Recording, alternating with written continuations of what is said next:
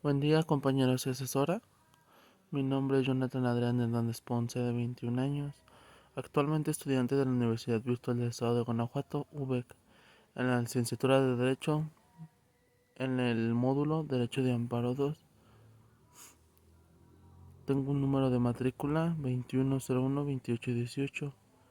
En consecuencia, este video es en cumplimiento del reto 6 del llamado litigio estratégico del módulo ya mencionado. De manera de introducción, manifiesto que la fuente de información elegida por un servidor fue la opción número 1, llamada litigio estratégico y acceso a la información, de Meras A, 2007. El acceso a la información como herramienta para el litigio estratégico, experiencia de la Clínica Legal de Interés Público del ITAM. El litigio estratégico en México, la aplicación de los recursos PP 127-138. Consecuente a esto, la presente obra contiene una muestra del trabajo en México de algunas organizaciones de la sociedad civil en el litigio de derechos humanos a nivel nacional. Por litigio en derechos humanos, en forma estratégica, se entiende el esfuerzo por aterrizar el derecho internacional de los derechos humanos a nivel nacional, de manera que se hagan realidad el goce de cada uno de estos.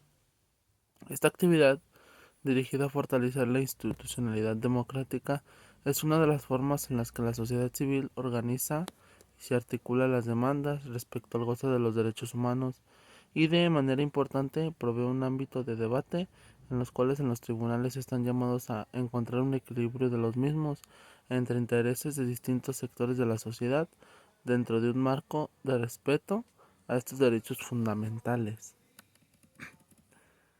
En consecuencia de esto, es importante mencionar que la mayoría de las personas en el Estado mexicano no saben sobre la existencia de estas organizaciones y que resguardan los derechos fundamentales de tratados internacionales y constituidos también por nuestra Carta Magna, nuestra Constitución, mediante la descripción del litigio estratégico en los derechos humanos por parte de las propias organizaciones a través de abogados y abogadas, mismo que ha sido un desarrollo durante varios años en distintos estados de la República. Esto refleja la necesidad de llevar a cabo una transformación de manera en que se conceptualiza el litigio estratégico, pasando de una modalidad de denuncia a una que concibe el sistema judicial como un motor de cambio en la sociedad sobre los derechos humanos. En México existen violaciones de derechos humanos perpetradas por el mismo sistema judicial o en su caso la aplicación de las mismas leyes. Situaciones que se han visto agravadas entre otras problemáticas por la falta de homologación de la legislación nacional en cuestiones de los derechos humanos. De esta manera de introducción podemos ver que el reto en cuestión nos presenta dos preguntas en relación al tema establecido. La primera pregunta dice lo siguiente: ¿cuál es la relación del derecho de acceso a la información con el litigio estratégico? Bueno, en contestación a esta pregunta, en México una de las grandes victorias de la sociedad civil fue convertir en derecho de acceso a la información pública, y los logros se tradujeron en la adopción de la legislación federal en la misma materia. Pues bien, la sociedad civil quiso asegurar que su derecho recién nacido continuara nutriéndose, hablando de los derechos humanos, y adquiriendo forma después de parido.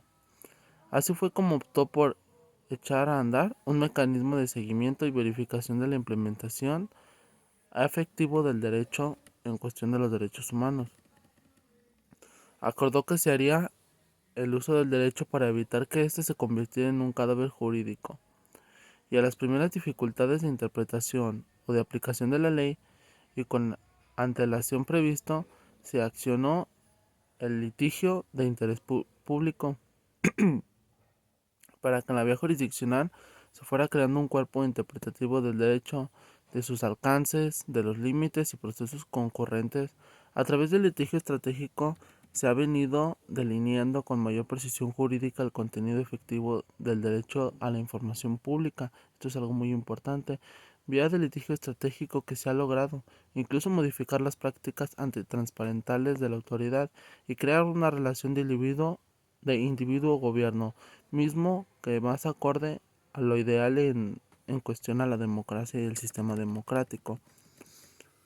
En contestación a la pregunta 2, tenemos identifica un caso práctico en el que se haya hecho uso del litigio estratégico y del acceso a la información. Bueno, aquí tenemos un caso hipotético, según nos marca el reto.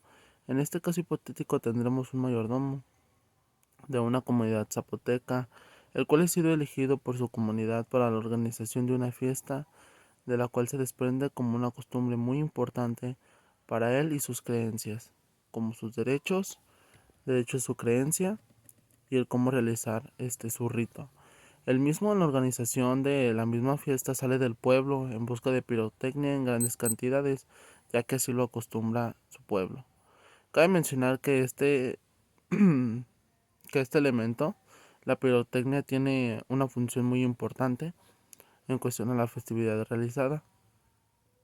Yendo por la carretera, un retén de los agentes de investigación se percatan de la actividad, de la cantidad, perdón, de explosivos que se encuentran en sus pertenencias, por lo que es detenido y puesto a disposición de la Fiscalía General del presente estado.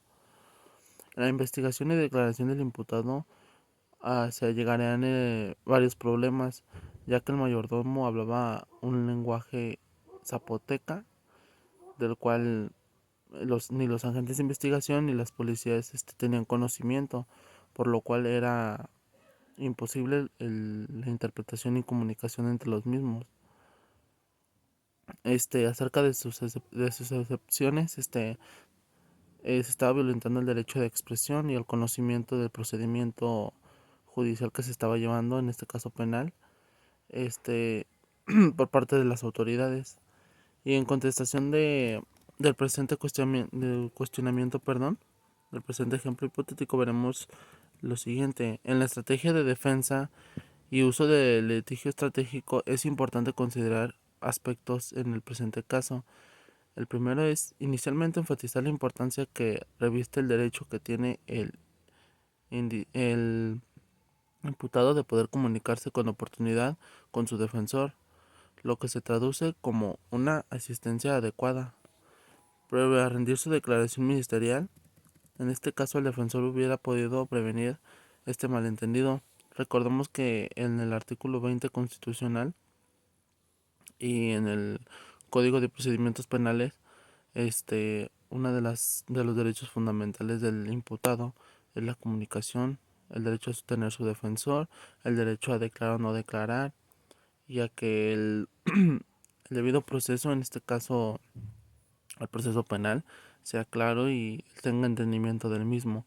En la etapa de averiguación previa al momento de la declaración ministerial, si el ofendido se autoadscribe de un pueblo indígena, se debe vigilar que los datos generales sean asentados correctamente, puesto esto permitirá que el suceso se pueda invocar los derechos indígenas por la ley que corresponde.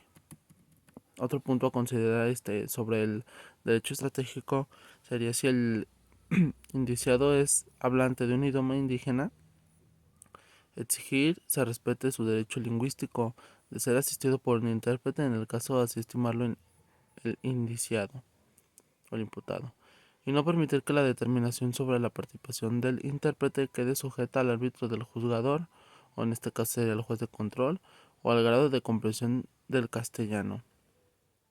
De forma breve, de conclusión, podemos ver que el derecho del litigio el, es muy importante, ya en base a las excepciones de que se pueden abrir muchas lagunas jurídicas en muchos casos, de que la misma ley, la misma legislación con sus leyes violenta los derechos, no en forma directa, sí en forma directa en la persona, pero no en forma en que busque violentarlos, sino que el solamente hecho de la aplicación de la ley o de que el acto aplique la ley puede violentar los derechos. Este caso en el litigio estratégico y el acceso a la información es muy importante en muchas cosas, para el conocimiento de los mismos. En este caso se presentó en un estado de imputación, pero puede también radicarse a varias cosas de diferentes ramas del derecho. Gracias por su atención.